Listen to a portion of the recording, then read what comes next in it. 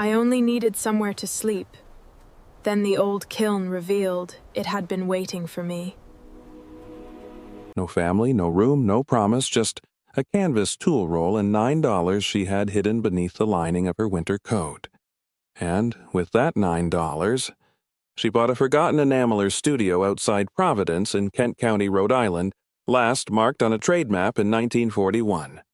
The north wall had split from sill to roof, half the chimney had fallen into the workroom. Kent County condemned it on October 3, 2022, with demolition planned for the following spring.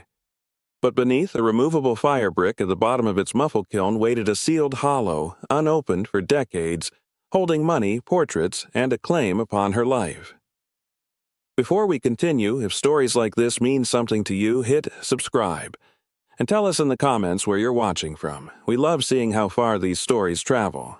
Tess Marlowe had been waiting her whole life without knowing it. She had crossed 7 foster houses before she learned not to unpack on the first night. Toothbrush in a pocket, socks kept rolled inside shoes, school papers folded small enough to fit a coat. Adults called this readiness. Tess knew it was a way of leaving before the door closed. Her father had vanished before memory could fasten to him, and her mother existed mostly as a name in courthouse paper. The nearest thing to family arrived when she was 12, in the broad, careful hands of Elias Marlowe, a foster father who repaired clocks and never raised his voice across a room. On Saturdays, Elias took her to a narrow rented bench above a shuttered jewelry shop on Eddy Street, where the windows rattled when buses passed. He taught vitreous enameling by beginning with silence. Copper blanks were scrubbed with pumice until water sheeted clean across them. Powdered glass was sifted through a small brass screen, mixed with distilled water and 1 drop of gum tragacanth, then laid into recesses no wider than a fingernail. Elias fired each piece in a muffle kiln near 1,500 degrees, watching through smoked glass as dull grains flowed into a surface bright as still water. Between firings, they ate egg sandwiches wrapped in wax paper and listened for the kiln relay to click. Tess learned that exact work could make a room feel safe. "Heat tells the truth," Elias once said, turning a copper lid beneath the lamp. "It burns away what was never joined." He meant the enamel. Tess understood more than he intended. He died when she was 15, after a winter illness that shortened his breath week by week. The landlord cleared the Eddy Street room before Tess could return. His kiln, brass screens, portrait blanks, and notebooks were sold with the benches. She kept only the canvas tool roll he had left in her school locker. Her final foster mother, Lorraine Voss, kept a house so controlled that even the curtains seemed instructed. Shoes faced outward beneath the hall bench. Towels hung with their hems level. Lorraine spoke softly, which made each correction travel farther. She counted slices of bread, minutes in the shower, and telephone calls from caseworkers. She never struck Tess. She simply arranged the house until Tess occupied less and less of it. On November 14th, 2022, Tess's 18th birthday, she came downstairs before sunrise and found her blue suitcase standing beside the front door. Her coat lay folded on top, one sleeve tucked beneath the other. Lorraine held a ring of keys in her left hand. Behind her, the kitchen clock moved with a dry plastic tick. The state check stopped. "You cannot stay here." 8 words. Tess looked toward the table.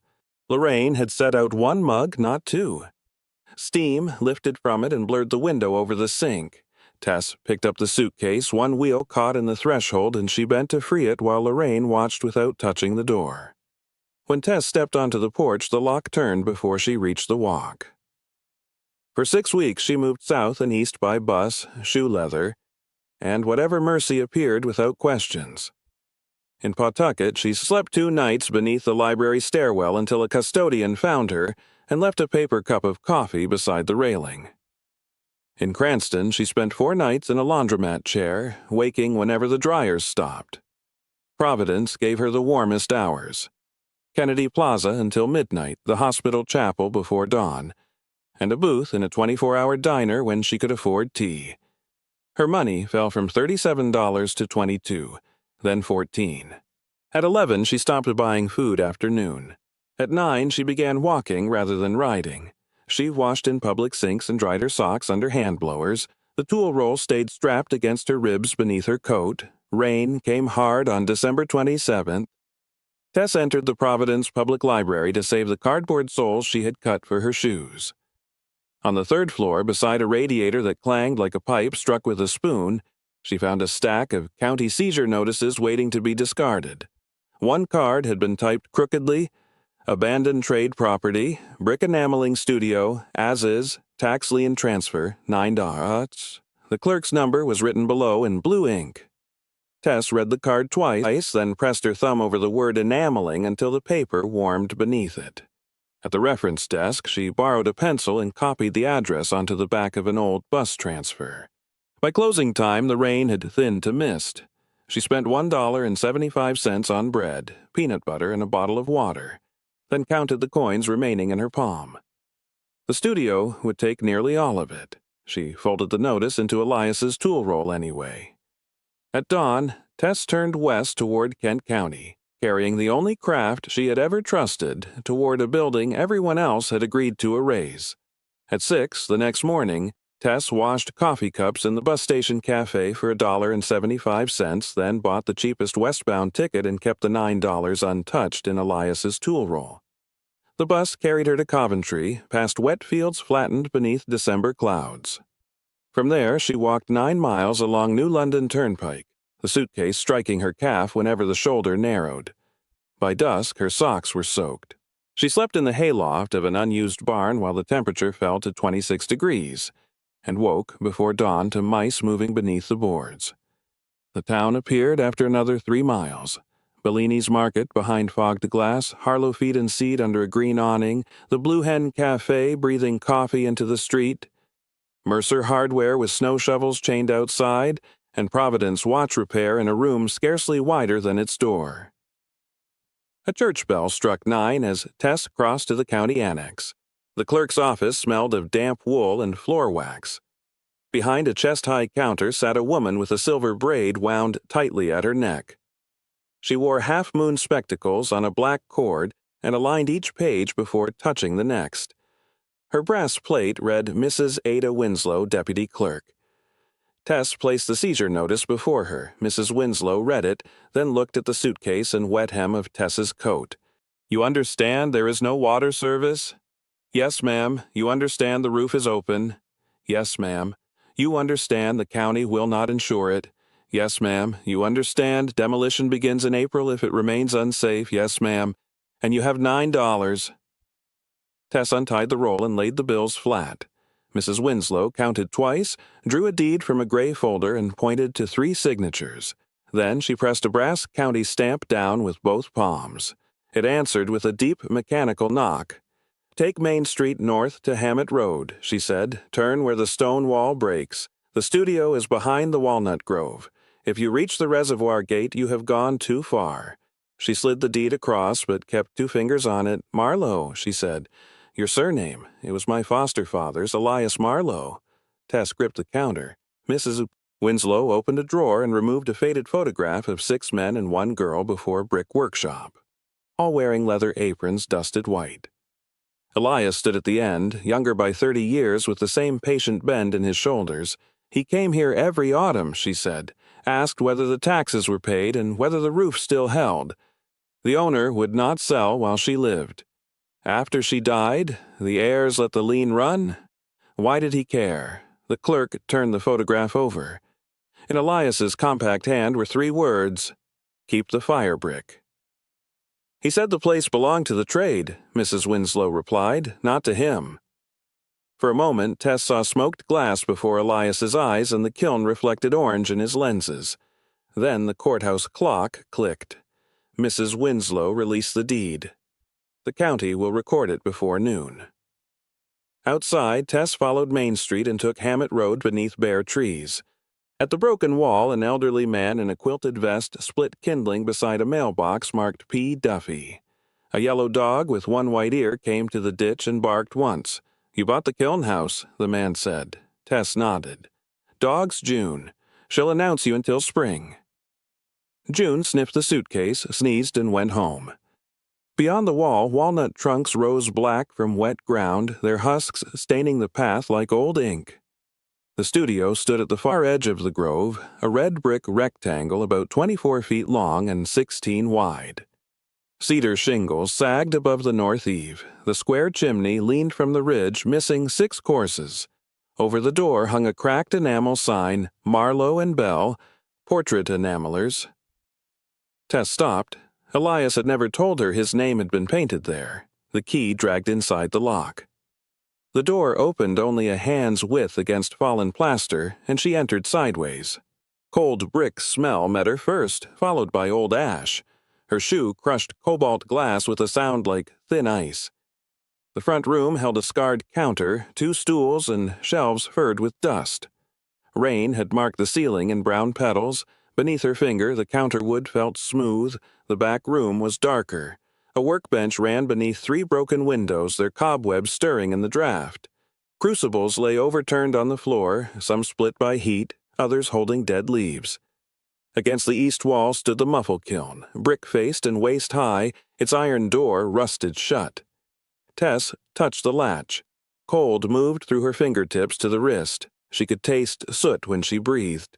Water tapped somewhere behind the wall. Beneath it lingered a faint cedar scent, dry and sweet, like the shavings Elias used around finished boxes. By afternoon, she had cleared a sleeping place with a broken broom. She ate bread, drank the last of her water, and folded her coat beneath her head.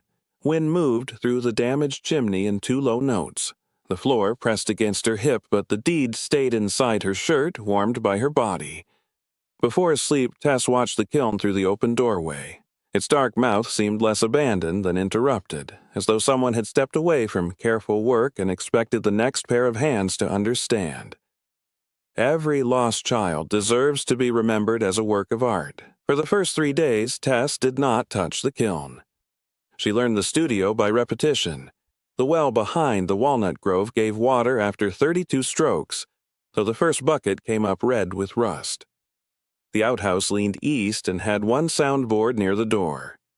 Inside, the front room creaked beside the counter, the passage creaked twice, and the back room warned her near the kiln. On the 4th morning, she walked to Mercer Hardware with the deed in a flour sack. The store smelled of rope, machine oil, and coffee burned to the bottom of a glass pot. Amos Mercer had 1 white eyebrow and 1 black, divided as cleanly as paint on a sign. He listened while Tess described the chimney. "You know masonry? No dot roofing, no dot credit?" She shook her head. Amos opened a ledger and wrote Tess Marlowe beneath accounts for farms and churches. 30 days, he said, small amounts. You tell me before you cannot pay. I might not pay in 30, then tell me on 29. He added a stained copy of Home Repairs for Northern Houses and pushed it across the counter. She bought a chimney brush for $6.40, 50 feet of line for $2.15, stove cement for $3.75, a galvanized bucket for $1.90, and a used skillet for $2. Amos wrote each figure in the ledger and did not ask for money. The chimney took 7 hours. Tess tied the brush between 2 lengths of line, climbed to the roof, and lowered the weighted rope through the broken crown. Back inside, she pulled from below, then returned to draw it upward. Each pass released black scales that rattled down the flue. Creosote came loose in brittle curls and greasy flakes, some as thick as bark. She spread canvas beneath the opening, wore Elias's smoked glasses, and repeated the motion until the brush no longer caught. At the smoke shelf, she found a dead starling, dry as paper, and carried it outside in both hands. By late afternoon, the bucket held nearly 18 pounds of soot. Tess sealed a split joint with stove cement, waited 2 hours, and built a test fire from walnut twigs no thicker than pencils. The flame trembled, then stood straight. Smoke drew upward without spilling into the room. She heated half a can of beans in the skillet. It was her first hot meal in 8 days. Sitting cross-legged before the fire, she held the pan through her sleeve and listened to the chimney breathe. The next morning, she began the workroom. She chose what to save before what to discard: a dented brass enamel sieve, firing forks blue-black from heat, 3 agate burnishers, a copper lid bearing an unfinished face, jars labeled opaque ivory and hair brown, a stiff foot-powered grinding wheel, and a tray of tiny portrait ovals. Nothing bore dust evenly. The kiln carried the thickest layer, yet the floor before it held a cleaner crescent, as though boots had disturbed that place long after the room went still. Tess swept once and found firebricks beneath the ash. She tapped each with the broom handle. Most answered with the same flat note. The rear left brick rang higher. She pressed both hands upon it. It shifted less than a hair, but it shifted. Tess fetched the firing forks and worked one tip into the seam. She cleared soot from the edges with a nail, revealing 2 narrow grooves. When she lifted, the brick rose too easily. Its underside had been hollowed. Below it sat a cedar disc, darkened by heat but uncharred, fitted into the floor as precisely as a lid into a box. She tried to turn it. Nothing. On the workbench she found a balance scale.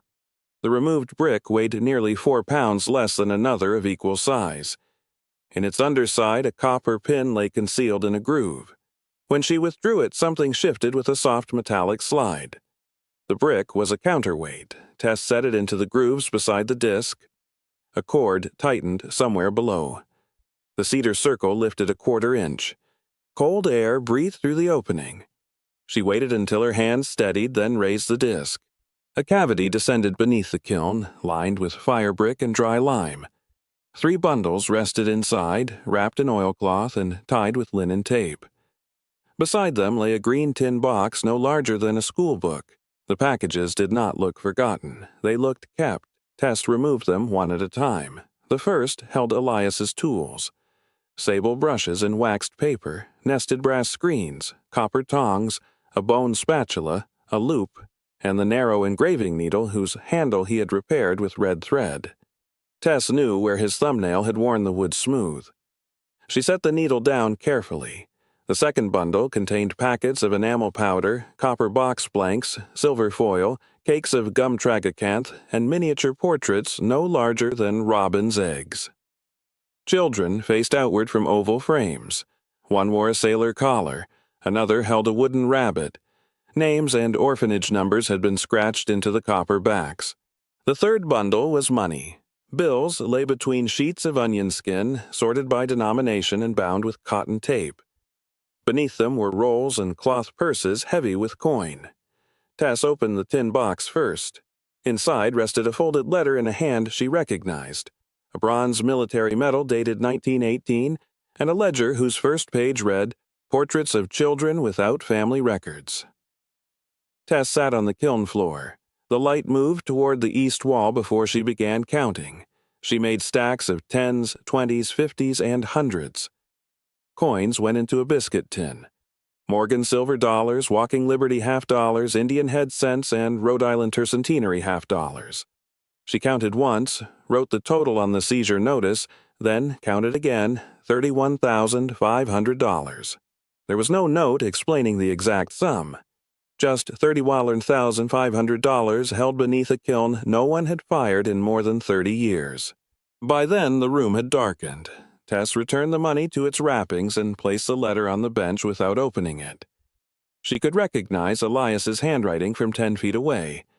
Outside, the reservoir held the last gray of evening.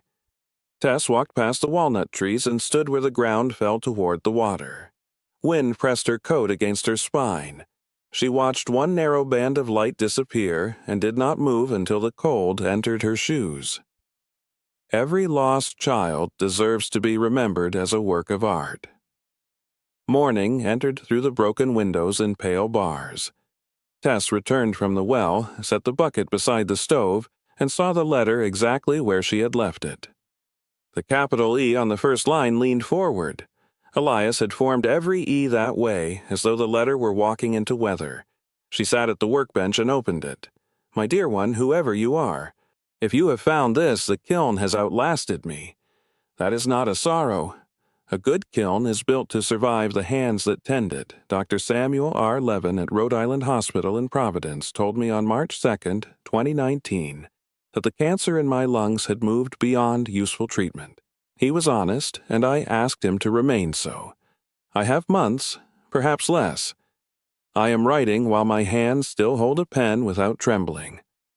The shop began with Nathaniel Bell, born in Birmingham in 1844, who came to Providence in 1868 and learned copperwork on Richmond Street.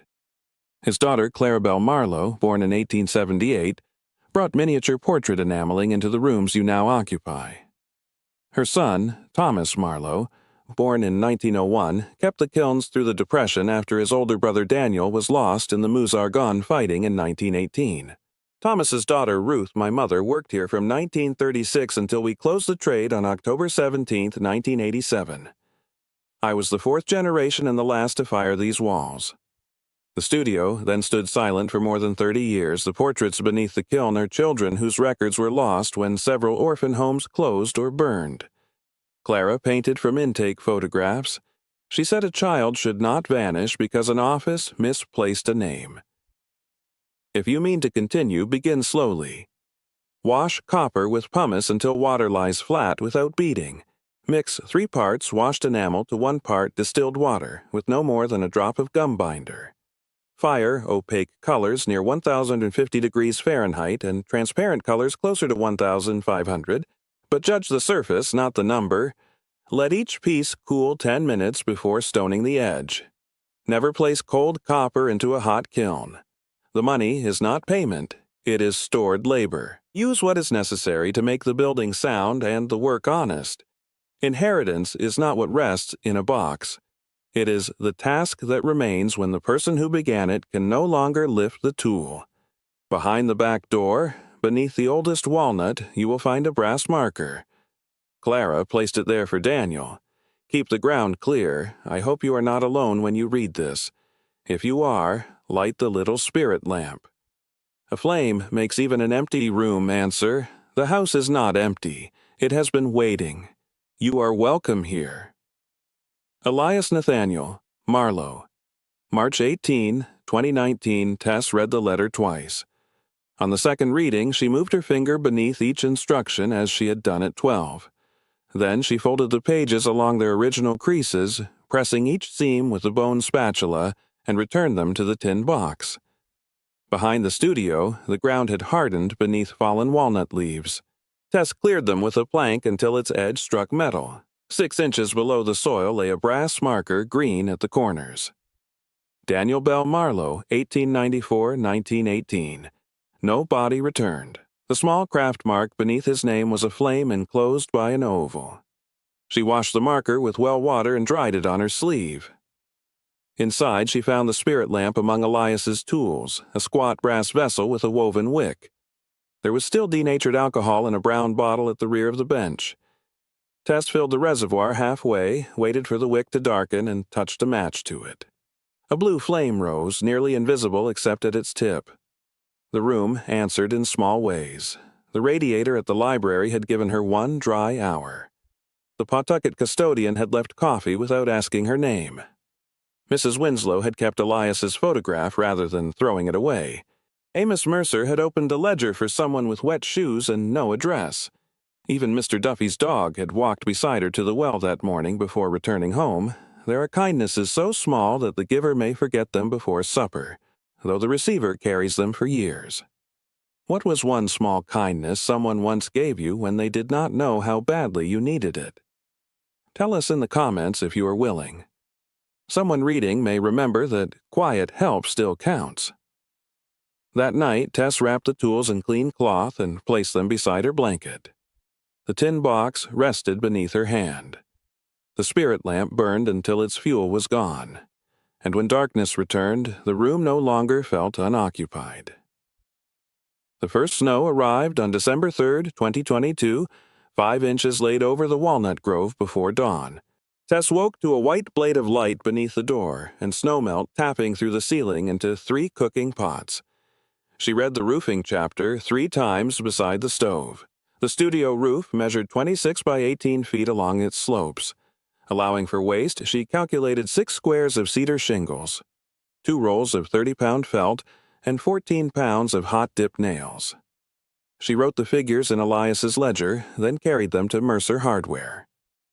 Amos studied the page and brought out a roofing hatchet with a square pole and a leather-wrapped handle. "My brother used this," he said. "He has no need of it now." The next morning, Silas Crow appeared at the studio. He was 72, narrow as a fence rail, and had roofed barns from Warwick to Foster before his knees ended the work. He refused the money Tess offered and climbed the ladder without discussing it. They sistered the split north rafter with a full-length spruce timber, bolted through every 16 inches. Silas snapped a chalk line across the felt and showed her how to seat each nail in 3 strokes. Start, drive, finish, no tapping, no hesitation. That nail's proud, set it again. Tess reached for the hammer, pull it. We don't bury mistakes. For 11 days they worked beneath skies the color of tin. Tess's hands blistered through her gloves. Silas moved slowly, measuring every 5th course and leaving the shingle joints staggered so water could not find a straight path downward. On December 15th, Tess fixed the final ridge cap while snow waited in the western clouds. That night, rain struck the new roof. Not one pot answered. January exposed what the first fire had concealed. Bricks near the chimney crown were spalling, their faces peeling into thin orange shells while mortar beneath Tess's thumb softened to powder. She removed each damaged brick by hand, numbered the sound ones in chalk, and brushed the joints until no loose grit remained. The repair mortar was 1 part hydraulic lime to 2 parts sharp sand, with 1/4 part fire clay added near the flue. Amos warned her against Portland cement. It would set too hard, he said, and force the old brick to break around it. For 3 weeks, temperatures stayed in the 20s. Tess warmed bricks beside the stove before bedding them and covered each night's work with damp burlap under a scrap of canvas. She worked bare-handed because gloves dulled the joints. Every 15 minutes her fingers went numb, and she tucked them beneath her arms until the ache returned. The inner flue demanded the slowest work. She buttered each firebrick joint no thicker than 1/8 inch, scraped the squeeze out smooth, and checked the throat with a plumb line. At the crown, she shaped a shallow wash so rain would run away from the clay liner rather than stand against it. On January 29th, Silas came to watch the test fire. Tess began with newspaper, then walnut twigs, then 2 split pieces of oak. Smoke rose through the rebuilt chimney in one clean column. No gray thread entered the room. Silas looked up once and nodded. Beneath the soot and plaster lay white pine planks fixed with hand-cut rose-head nails. The boards were scarred but sound, except where rain had entered near the north wall. Tess lifted those pieces, dried the joists, and replaced only what would not hold a screw. Amos rented her a random orbit sander for $14 a day. She began with 80 grit, moving with the grain and never pausing while the pad turned. The second pass at 120 removed the coarse swirls. The third at 220 quieted the surface beneath her palm. Around the rose-head nails she worked by hand, unwilling to grind their dark, uneven crowns flat. Dust entered everything. It settled in her ears, her sleeves, and the folds of Elias's letter inside the tin box. Each evening she vacuumed the room twice and wiped the boards with a cloth dampened in mineral spirits. The first oil coat disappeared almost at once. The second remained long enough to gleam. After the third, she left the doors closed for a 48-hour cure. The pine shifted from dark honey toward mahogany, with old tool marks visible beneath the finish like writing under water. One morning she carried the sander to the door and could not lift it again. She walked instead to the marsh below the reservoir. A great blue heron stood in the shallows, one leg folded, waiting without strain. Tess sat on a cold stone until evening and did no work that day. The floor was still there when she returned. The studio had 8 windows, 3 had no glass, 4 were cracked, and 1 held a wavering original pane dated by its crown mark to 1788. Tess preserved that pane where it was, cleaning only the edges and supporting its sash with new cord. She removed the other sashes one at a time. Old putty came away beneath a warmed knife. She set replacement glass on thin bedding putty, pressed glazier's points every 8 inches, and rolled Diap 33 between her palms before laying it into the rabbet. The final bevel was made in one deliberate pull, the knife riding against the glass. The sash weights were still hidden inside the walls. Tess fed 1/4-inch cotton cord over each pulley, tied a figure-8 knot through the weight eye, and tested the travel before closing the access pockets. When a sash dropped, she opened the pocket and began again. By the 8th window, her cuts had narrowed, and the putty line held without ridges. She'd fitted the last pane on February 27th. Outside, a chickadee landed on a walnut branch so near that its claws made the twig tremble. Tess lowered the sash. The bird remained. The walls proved less forgiving than the windows. Their old horsehair plaster clung to hand-split oak lath in broad sound fields, but near the chimney it had separated into hollow islands. Tess tried 3 patches there, and all 3 failed. One cracked before noon. One sagged from the wall. The third dried smooth, then fell intact during the night and broke across the floor. Amos found an old bag of horsehair in the loft above his store, tied with twine and labeled in his father's hand. Tess soaked the fibers, teased them apart, and mixed them into lime plaster until each handful pulled like wet roots. She laid a scored scratch coat through the lath, pressing firmly enough to form keys behind the wood. Over that went a 3/8-inch brown coat, ruled flat and left beneath damp cloth for 72 hours. The finished coat was 1/8 inch, worked with a steel trowel until the surface held a soft, imperfect light. Standing before the repaired chimney, Tess pressed one thumb to the wall. These patches will hold another 100 years. Doris Bell from the Blue Hen Cafe began leaving paper bags on the doorstep before sunrise. She was a square woman with flour always caught in the crease of one elbow. The bags held biscuits, boiled eggs, or the ends of roast beef wrapped in butcher paper. Tess carried the third bag back to the cafe and placed 2 coins on the counter. Doris pushed them away with the handle of a wooden spoon. In candles, when the shop reopens, she returned to the grill before Tess could answer.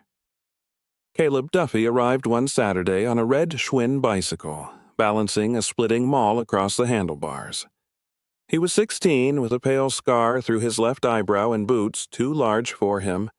Without asking, he split the fallen walnut limbs into stove lengths, setting each piece upright with both hands before the blade descended. Tess offered him $1. He shook his head and looked toward the enamel sign, my mother said, about your grandfather. Elias had never been her grandfather, but Tess did not correct him. Caleb stacked the wood beneath the eave, wiped the maul head with an oily rag, and rode home before dark. Reverend Boyd passed each morning on the road to the white church. He wore a green scarf wound twice around his narrow neck and tipped his felt hat whenever he saw Tess at the well. On the coldest morning in March, he paused at the gate, raised 2 fingers toward the restored chimney, and gave her the only prayer he ever offered. May the work endure. Then he continued down Hammett Road. Tess postponed the cellar until February 11th, when the floor above had stopped taking rain. 7 granite steps descended beneath the front room. At the bottom lay a 12 by 15-foot fieldstone floor, dry except for one dark seam along the west wall. She carried down a lantern and found a dressed granite slab at the center, fitted more carefully than any ordinary paving stone. A flame enclosed by an oval had been carved into its face. She did not lift it. Under the 3rd step, where lime mortar had fallen away, something wooden caught the lantern light. Tess worked it free with the bone spatula. The oak box was no larger than her palm and contained a brass key whose bow had been shaped into the same oval flame. Beneath it lay a tintype dated 1903. A young woman stood outside the studio in a dark work dress holding a firing fork. Her jaw, deep-set eyes, and uneven left eyebrow were Tess's own, separated from her by more than a century. On the back, written in faded ink, were the words, Clara Bell Marlowe, daughter of Nathaniel Bell, age 25, summer of 1903. Tess carried the key upstairs and placed it on the mantel beside the spirit lamp. She did not know what it opened, and for once she allowed a locked thing to remain locked. Snow retreated first from the south wall, leaving walnut shells and broken glass in the mud. The creek below the reservoir grew loud with thaw water. By April, pale catkins hung from the walnut branches, and the first flies returned to the warm bricks. Tess cleaned the old kiln, replaced one cracked muffle tile, and tested the pyrometer against melting points recorded in Elias's notebook. Still, she decided not to begin the full craft that spring. The portraits required steadier hands than survival had allowed her to grow. She chose one worn silver coin from the cache and exchanged it for a copper sheet, 3 small packets of enamel, and a new sable brush. She cut practice squares no larger than postage stamps. Some blistered, some crawled from the edges. One held a clean field of blue. She dated each failure and kept it. The house was a patient, so was she. 2 winters later, on December 19, 2024, Tess completed her first copper snuff box. She had formed the lid over a hardwood stake, filed the hinge until it closed without light, and counter-enameled the underside before touching the portrait face. The image was of a girl from the old orphanage ledger, listed only as Margaret, number 214. Tess built the skin in 4 firings, added the brown dress in 2, and laid the final transparent flux at 1,195 degrees. When the kiln door opened, the portrait shone through a skin of glass. Tess let it cool for 10 full minutes. The finished studio was spare. The white pine floor held the darker path of old workers' feet. 8 windows admitted winter light without drafts.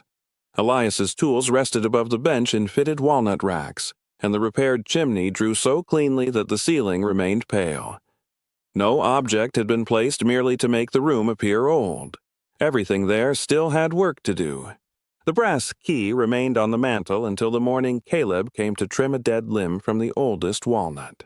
His saw exposed a dull bronze plate set into the trunk where bark had grown around its edges. The plate bore the oval flame and a keyhole dark with age. Tess brought the key from inside. It turned after 1 drop of oil and a patient pressure from both hands. Behind the plate was a narrow cavity lined with hammered copper. Inside lay a folded 48-star flag protected by waxed cloth, and a note in Clara's hand dated November 12, 1918, the day after the armistice. She wrote that Daniel's body had not come home from France and that their mother could not bear an empty coffin. The flag had hung in the studio window during the war. Clara folded it after the bells stopped and placed it in the walnut because Daniel had grafted that tree as a boy. She asked whoever found it to keep neither flag nor grief hidden forever. On November 11, 2025, Tess carried Daniel's 1918 medal to the Rhode Island Veterans Memorial Cemetery in Exeter. Reverend Boyd walked beside her. At the Flag Plaza, she read Daniel's name aloud, then held the medal during the 11 o'clock silence. Afterward, she returned it to the tin box with a strip of cedar from the old kiln lid. The money changed little about her days because Tess refused to let it change the purpose of them. She sold 3 common silver dollars to repair the well pump and 1 worn half-dollar to buy enamel. A 5th coin paid the filing fee that removed the condemnation order. The remaining cash and coins went back beneath the kiln in new oilcloth. Sealed inside a stainless box with copies of the deed, Elias's letter and Tess's repair ledger. Across the lid she engraved 4 words for the next one. The shop reopened without ceremony. Doris placed an index card on the Blue Hen Cafe corkboard between a piano lesson notice and a lost cat sketch. It read, "Hand-enameled portrait boxes. Repairs accepted, Marlowe and Bell Studio, Hammett Road." By spring, 43 names filled Tess's mailing ledger. She completed no more than 2 boxes a month and refused work that required haste. Customers came quietly.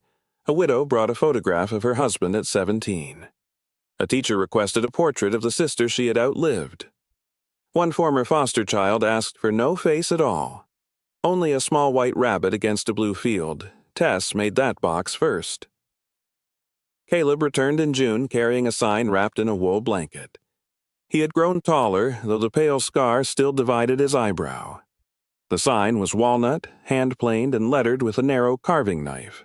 Marlowe and Bell beneath the old name he had added, and daughters Tess traced the final. There were no daughters, she said. Caleb leaned the sign against the counter. There are now. He would not accept money, so Tess gave him Elias's old practice loop and showed him how to hold copper beneath it without casting his own shadow across the work. On Saturdays, Caleb swept the kiln room, cut blanks, and learned to listen for the change in the firing relay. Years earlier, Tess had mistaken inheritance for proof that she belonged to someone. The studio taught her a more exact measure. A person could belong to work by tending it well enough for another pair of hands to enter.